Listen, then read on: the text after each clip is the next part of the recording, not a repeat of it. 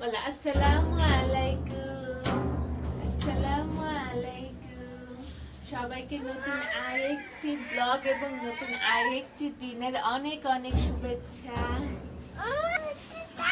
কিছুক্ষণ আগে আমরা ঘুম থেকে উঠলাম, এখন বাজে 9:30 আর সবাইকে নতুন আরেকটি পরিবেশের সকালের অনেক অনেক শুভেচ্ছা। আজ রোজা শেষ দিন, আজ শেষ রোজা। দেখতে দেখতে রোজা কিভাবে শেষ হয়ে গেল, এই রোজাটা খুবই দ্রুত গেল, চোখের পলকেই রোজাটা শেষ হয়ে গেল। কাল ঈদ। ওখানে ডাব গাছের নিচে হয়তো 2টা ডাব পড়ে আছে না পেরেছে জানি না। গাছে ঘেরা, এখন তো বলতে গেলে হাতে গোনা কয়েকটাই গাছ দেখা যায়, তারপরও দেখা তো যায়, এটার জন্য আলহামদুলিল্লাহ। আর দেরি হয়ে গেছে তাই তাড়াতাড়ি যাই, জারিফকে ফ্রেশ করিয়ে দিয়ে জারিফের নাস্তা বানাতে হবে, জারিফকে খাইয়ে দিতে হবে। আর ওর ভাই বোনরা উঠে গেলে পর বের হলে ওর ভাই বোনদের সাথেও দেখা হবে আর দুষ্টামি শুরু হয়ে যাবে, তাই রুম থেকে ওকে একেবারে ফ্রেশ করিয়ে তারপরে বের করতে চাচ্ছি। চলো ফ্রেশ হয়ে নিই, ফ্রেশ হয়ে তারপরে বের হবে, তারপর তোমার নাস্তা বানাবো, তারপরে খেয়ে নিবে। এখন বাজে 2টা আর কিছুক্ষণ আগেই গোসল করলাম আমি। জারিফ ঘুমাচ্ছে, ওকে গোসল করিয়ে তারপর ঘুম পাড়িয়ে দিয়ে এরপর আমি গিয়েছি। আর এখন জামা কাপড় মেলার জন্য ছাদে যাচ্ছি। অবশ্যই অনেক রোদ আছে, দেখা যাক।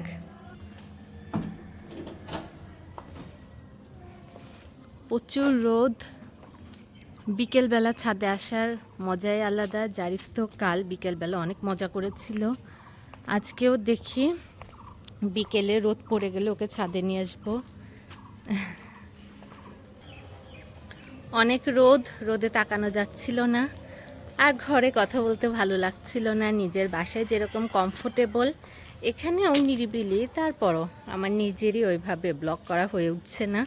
তাই ভাবলাম ছাদে এসেছি সেহেতু কিছু কথা বলে নিই। সকালে আজ উঠেছিলাম হচ্ছে 9:30টায়। জারিফ আজকে লেট করে উঠেছে, কারণ কালকে লেট করে ঘুমিয়েছিল। তাই জারিফ ঘুমালে পরে তো ওর সাথে আমারও একটু ঘুমানো হয়, প্লাস বাড়িতে যারা থাকে তাদের সবারই একটু ঘুম ভালো হয়, পরিবেশ নিরিবিলি থাকে। তাহলে এখানকার আশেপাশের রাস্তাটা একটু দেখিয়ে দিচ্ছি। এই হচ্ছে জারিফের দাদা বাড়ির আশেপাশের লুক। এটা হচ্ছে মানে এই রাস্তা দিয়ে মেন রাস্তায় যাওয়া যায়, মানে যাই আমরা সাধারণত এটা দিয়ে মেন রাস্তায় যাই। আর এখানে রয়েছে জারিফের দাদা বাড়ির মেন গেট। তাহলে ঠিক আছে, আমি জামা কাপড়গুলো মেলে দেই আর কথা বলি। জারিফের দাদি আপা, জারিফের বড় ফুপি কিছুক্ষণ আগে মার্কেট থেকে আসলো। জারিফের দাদি আপা পর্দা বানাতে দিয়েছে, সেটার জন্য মার্কেটে গিয়েছিল। আর আজকে তো আমাদের মানে হচ্ছে আমার আম্মু জারিফের নানি আপার তরফ থেকে প্লাস আমার আর আমার হাজব্যান্ডের তরফ থেকে আজ এখানে জারিফের দাদি বাড়িতে হচ্ছে ইফতারি দাওয়াত দিয়েছি আমরা, সেজন্য আজ ইফতারি ওইভাবে বানানো হবে না, ভাবছি কিনে আনবো। দেখি ঢাকায় তো ভালো ভালো ইফতারি পাওয়া যায়, এখানে পাবনাতে কীরকম ইফতারি পাওয়া যায় সেটাই দেখার বিষয়। তাই আমিও চাচ্ছি যে বিকালবেলা আমি বের হব, নিজে ঘুরে ঘুরে দেখব কী কী ইফতারি আছে, চয়েস করে নিয়ে আসবো। তারপর আমার সব রুটিন, সব প্ল্যান তো জারিফের উপর নির্ভর করে। সব ঠিক থাকলে ইনশাল্লাহ আমিও বের হব। আমার হাজব্যান্ডকে বলেছে যে আমি যাব, উনি বলেছে ঠিক আছে যেও। তাই গেলে পরে চয়েস করে সব নিয়ে আসব। যেহেতু জারিফের নানি বাড়ি দূরে, কাছে হলে পরে উনি নিজেই ওইভাবে আয়োজন করে সবাইকে একটা ইফতারি দাওয়াত দিত, কিন্তু বাসা যেহেতু দূরে সেজন্য এই তো উনি ইফতারির জন্য টাকা দিয়েছে, প্লাস আমরাও অ্যাড করে সবাইকে বলেছি এই লাস্ট মানে শেষ রোজার ইফতারিটা আমাদের পক্ষ থেকে। তো সেটার জন্যই আজ বিকেলে সবাই জড়ো হবে বলতে জারিফের বড় বাবা, বড় ফুপি, ছোট ফুপি, তাদের ফ্যামিলি, তারপরে হচ্ছে জারিফের ছোট দাদা আর মেজো দাদা হচ্ছে নাই, উনি মারা গেছেন, ওনার ফ্যামিলির কেউ, মানে দেখা যাক এই আমাদের সব ফ্যামিলি মেম্বার মিলে আমরা আজকে সবাই একসাথে ইফতারি করব। আর বাসায় তা আসলে কাছে থাকলে মানুষের ওইভাবে কদর করা হয় না, যেমন এখানে এসে প্লাস সব সময় বিপদে পড়লে পরে যারা আমাদের জন্য অনেক কিছু করে তাদের কথারও বেশি বেশি মনে পড়ে। এখানে আজ জারিফ ঘুমানোর জন্য অনেক বিরক্ত করছিল, কিন্তু যেহেতু জারিফের দাদি আপা মার্কেটে গিয়েছিল আর সেজন্য জারিফে কি খাবে না খাবে সব আমারই প্রিপেয়ার করতে হচ্ছে। ওনারা সব কিছু এনে দিচ্ছে কিন্তু রান্না বাড়িটা আমারই করতে হচ্ছে, তাই জারিফকে গোসল করানোর আগে আমি হচ্ছে জারিফের জন্য সবজি করেছি, যেহেতু গরম, বাচ্চাদের সবজি খাওয়ানোই উচিত, না হয় ওদের কষা হয়ে যায়, আরও নতুন একটা পরিবেশ, সেজন্য জারিফের জন্য সবজি করেছি, প্লাস জারিফের জন্য ভাত করে মানে ওর খাবারটা সব প্রিপেয়ার করে এরপর ওকে ঝটপট গোসল করিয়ে ঘুম পাড়িয়ে দিয়েছি। এখনও ঘুমাচ্ছে। আর গোসল করে আমি এই ফাঁকে একটু ছাদে আসার সুযোগ পেয়েছি, তাই ছাদে এসে একা একা ঘুরছি আর কথা বলছি।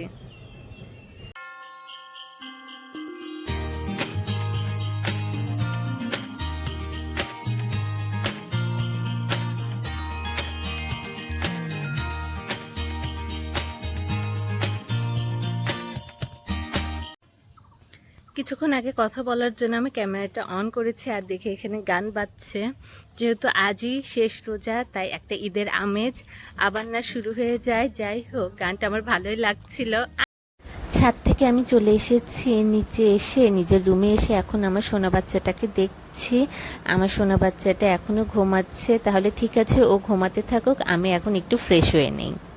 জুনিয়র শোভনকে নিয়ে আমরা বের হচ্ছি। কি আর বলবো, জারিফ পুরাই তার বাবার উপরে গিয়েছে, কিছুই ছেড়ে আসে নাই, তার পাপার কার্বন কপি। আর এখন আমরা সবাই ইফতারি কেনার জন্য বের হচ্ছি, বাড়ির সকল বাচ্চা কাচ্চা আমাদের সাথে যাচ্ছে। আর এইদিকে জারিফের পাপা দাঁড়িয়ে আছে চাবির জন্য, কেচিকের তালা দেয়া চাবি নিয়ে আসতে আমরা ভুলে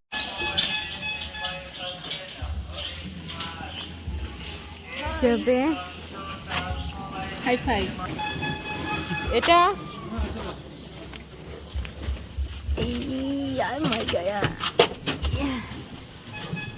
ভালো হয়।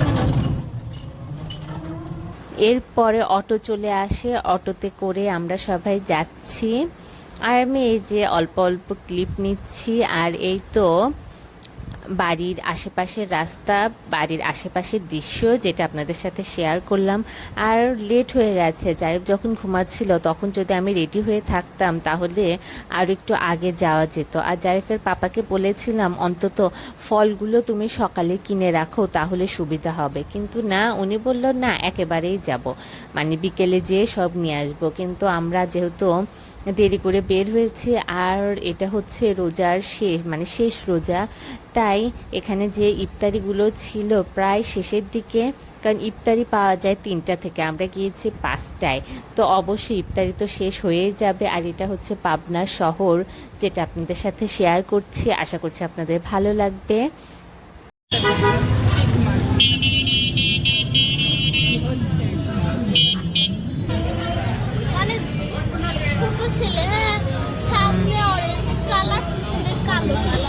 তো পাবনাতেও ভালো ভালো ইফতারি পাওয়া যায়, কিন্তু আমরা দেরি করে গিয়েছিলাম, সেজন্য ওইভাবে ওরকম কোনো স্পেশাল ইফতারি আমরা কিনতে পারি নাই। আর এতগুলো লোক গিয়েছিলাম আর রাস্তাঘাটেও অনেক ভিড় ছিল, তাই এটার জন্য অনেক টাইম পাস হয়েছে। আর পাবনার মার্কেটও অনেক সুন্দর দেখে আমি জারিফের পাপাকে বলছিলাম আমাকে তুমি মানে এক সময় মার্কেটে নিয়ে আসবে, উনি বলে যে না, ওনার সময় নাই এই। আর যাই হোক, সত্যি আমরা একদমই সময় পাইনি মার্কেটে আসার জন্য। মার্কেটে আসলে পরে আসলে অনেক কিছু আমি কিনতে পারতাম, প্রয়োজনীয় জিনিস, কিন্তু কি আর করা, টাইমই হয়ে ওঠে নাই। আর জারিফের আমি সব সবসময় জারিফের মানে সব কিছুর কাজ ওটাকে আগে গুরুত্ব দিয়েছি, এরপরে আশেপাশে আমাদের ঘোরাঘুরি। এই তো আমরা ঘুরে ঘুরে দেখছি কোথায় কি ইফতারি পাওয়া যায়, এরপরে তাড়াতাড়ি কেনাকাটা করে আমরা বাসায় চলে গিয়েছিলাম। বাসায় যেয়ে তারপর ঝটপট বাসার সবাই ফল টল সব কেটে সবাইকে দিয়ে দিয়েছে। এই হচ্ছে ইফতারির মুহূর্ত, যেটা আমি একদমই ব্লগে শেয়ার করব এটা ভেবে কিন্তু ধারণ করি নাই। যাই হোক, ভাবি মাথায় ঘুমটা দিয়ে দিয়েছে, ভালোই করেছে, কারণ ভাবে ক্যামেরার সামনে আসতে চাচ্ছিল না। আর আমিও যে এটা ব্লগে শেয়ার করব এটা কখনো ভাবি নাই।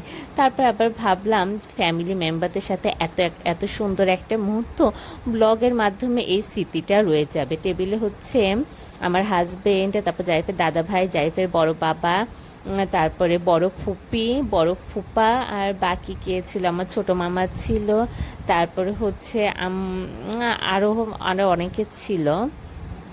আর ইফতারি করার পরে জারিফের পাপা বলল যে আসো বের হও, একটু বাহির থেকে ঘুরিয়ে আনি। আর সেজন্যই বের হয়ে পড়েছি।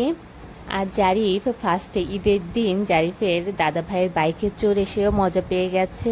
এখন সে আমাকে ছাড়াই তার বাবার সাথে বাইকে করে ঘোরাঘুরি করতে পারে। তো এই সুন্দরভাবে ধরে আছে, বারবার হাত ছেড়ে দিচ্ছিল। আর জারিফের পাপা বলছিল পাপা পাপা ধরো ধরো, এরপর আবার হাত ধরছিল। মানে জারিফও বাইকে চড়ে অনেক মজা পেয়েছে মাশাল্লাহ। আর এই তো আমাদের চিরচেনা রাস্তা, আশেপাশে আমাদের সব পরিচিত আত্মীয় স্বজন, যারা আমাদের পুরনো মানে যারা আমার পুরনো ভিউয়ার্স তারা অবশ্যই জানে আমাদের সম্পর্ক কী। কারণ আমার আত্মীয় মানে আমার রিলেটিভ, জারিফের পাপার রিলেটিভ, জারিফের পাপার রিলেটিভ আমার রিলেটিভ। কারণ জারিফের দাদা ভাই আর জারিফের নানি আব্বা দুজন আপন ভাই বোন, তাই আমরা আত্মীয়, তাই আমাদের আত্মীয় স্বজনও সব আমাদের নিজস্ব আত্মীয় স্বজন। আশেপাশে বাড়িঘর মানে আমাদের সব আত্মীয় স্বজন থাকলে পরেও কারো বাসায় আমি যাই নাই। এই মানে চেনা রাস্তায় আমরা একটু ঘোরাঘুরি করেছি, জারিফকে নিয়ে একটা সময় কাটিয়েছি। আর সন্ধ্যার পরে জারিফের পাপা জারিফের দাদি আপার পর্দাগুলো এনে দিয়েছে, জারিফ এটা নিয়ে খেলাধুলা করছিল।